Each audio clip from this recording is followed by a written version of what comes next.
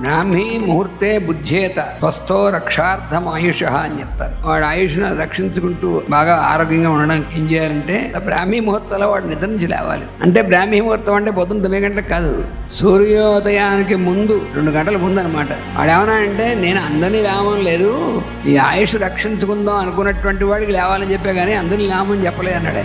స్వస్థ అంటే తన యందు తాను ఉన్నటువంటి వాడు. దేని గురించి ఆలోచిస్తామో అది అవుతూ ఉంటుంది మన మనస్సు. భౌతికంగా ఇంకా ఏం జబ్బు వచ్చి ఉండకపోవచ్చు, కానీ వాడు మనస్సు మానసికమైనటువంటి మారిపోయింది అనమాట.